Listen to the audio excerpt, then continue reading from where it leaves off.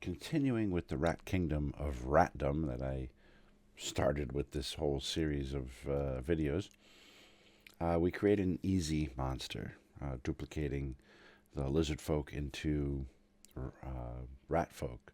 We took a monster that was similar to something that already exists as well, creating a custom monster, stats, utilizing a ChatGPT to help us with the stat card, and then creating the monster card. And continuing with that, we're going to do it from scratch, though, this time, not taking something else. Although I could probably take I'll explain this in a second. Probably could do it the easy way, copy paste from an existing creature, but we'll do it from scratch in this case so you can see how it's done. I asked ChatGPT for flying creatures for my my sewer system, and it came back with actually a really good suggestion. Out of all the suggestions, we came back with the flying, the gutter gnat, which is fantastic. It drains blood just like a sturgeon, and when it explodes, it creates a toxin poison, spores that go out, causing the player to have to roll a Constitution saving throw, which I think is fantastic. So I asked it to create the stat card for it, and we're going to create this from scratch. So let's get started. All right, D&D Beyond. You could either go to the Homebrew Creations. We'll click on that actually, and go to Monsters, or you could do Collection Homebrew. Well, we don't even have to do that. Collections.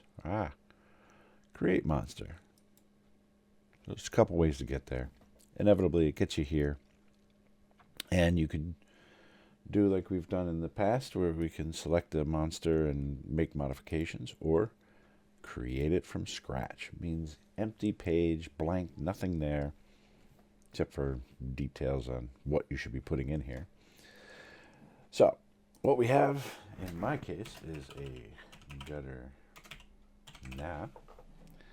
It is a beast. It is going to be tiny. The alignment is going to be unaligned. The challenge rating is quarter. The traits, we'll get rid of all of that, because ChatGPT gave us all the traits. Copy of that, paste it in here. And it also gave us the actions that it will be allowed to take. So we'll copy that, getting rid of all of this, pasting that in. And it does have this bonus action here, even though it has it as an action. We're going to copy this, copy, get rid of that, paste it here, along with the reactions. It does not have a reaction. I think we're good there. We can get rid of that. And then the description. We have a description down here about the lore of this creature. So we'll grab that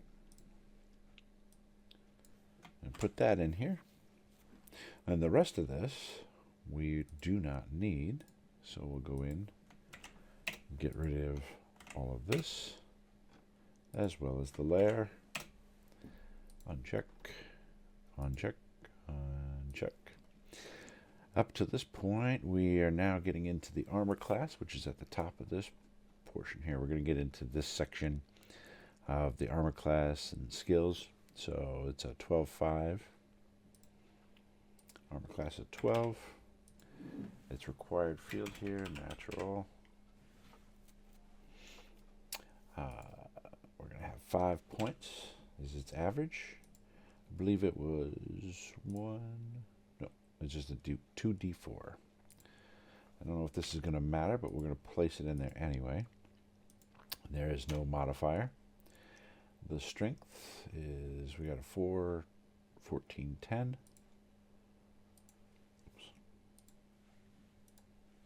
4, 14, 10. We got a 1, 2, 8, 2. 1, 8, 2. Saving throw proficiencies, damage. We know this particular creature is it resistant? Damage resistance to poison. right? Oh, not piercing. I selected the wrong thing. We need poison, which is very odd because it also has an immunity to poison. Poison. And that's pretty much everything we need, I believe. At this point, however, there's some code we're going to need to convert these into clickable buttons that will display the roll to hit and damage if hit. So with that, I'm going to leave that code in the description below so you can copy and paste it for your future, or you can grab it off any other pre-made creature that's out there. Where is my code here?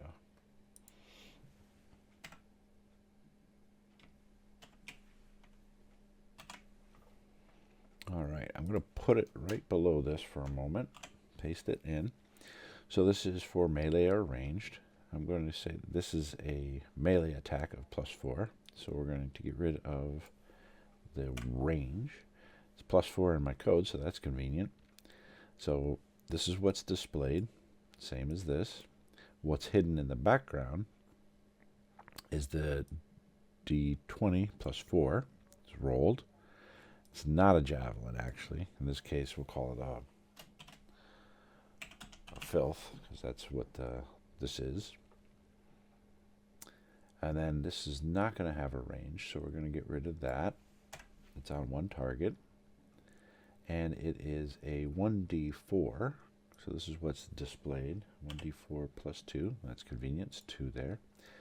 That's what's displayed. This is what's actually rolled. So we're going to make that a 2. And we're going to change this to the filth again.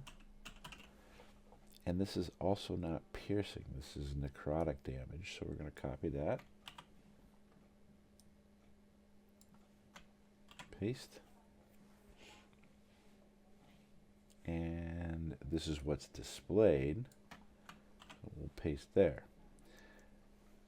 And that pretty much replaces all of this text right here. So we can get rid of that. And then down here, we have deals additional damage, necrotic damage, at the start of each of its turns if it's attached. So, so in this particular case, all we need is this rollable D4 +2, right up through to here, the rollable to rollable. We'll just copy that and replace this. Paste. So rollable, 1d4 +2, necrotic damage, good to go. And then we have over here, we have another one that's a 1d6 when it explodes. So we'll replace that. Oh, get rid of the parentheses. Paste. And unfortunately, it's not a d4 this time. It's a 1d6. So that's what's displayed, 1d6. This is what is rolled, 1d6. And I believe that is all the rolling we have here that adjusts for the code.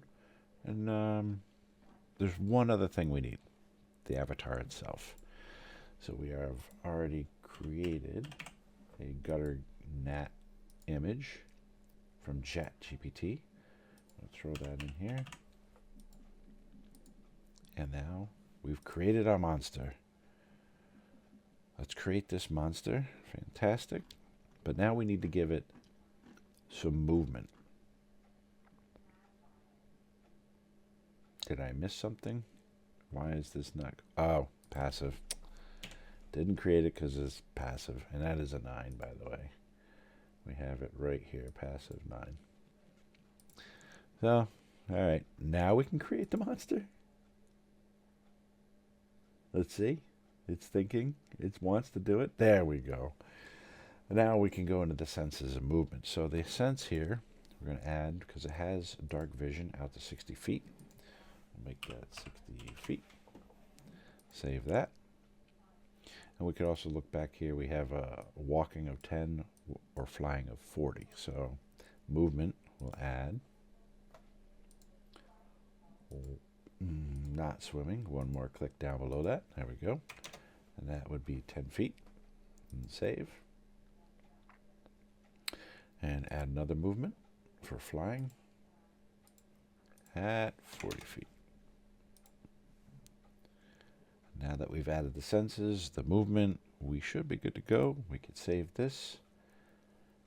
And done. Now we can go back to our Homebrew collection. Look up our gutter boy here. And if we click on him, we should see the full stack card. Oh, the image didn't come across. Why didn't the image come across? That is interesting. Let's click on that again and find out why. No image. Didn't go across. Did I not click it before? Was I too fast for it? Not sure what happened there. I like to put it in both small and large just in case, but see if that works. Saved it.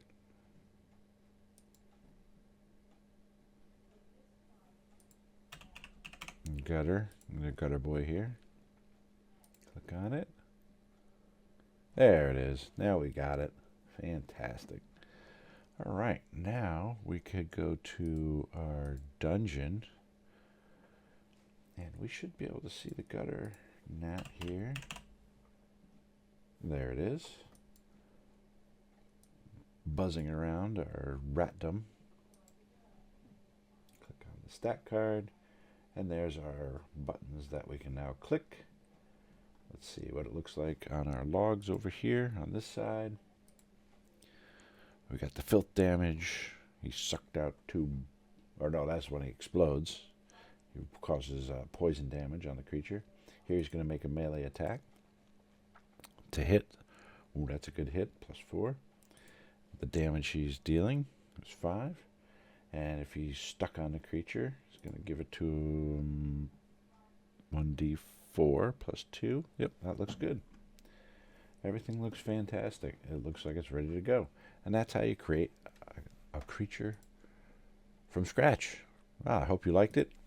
And I hope you enjoy this little series of the ratdom here.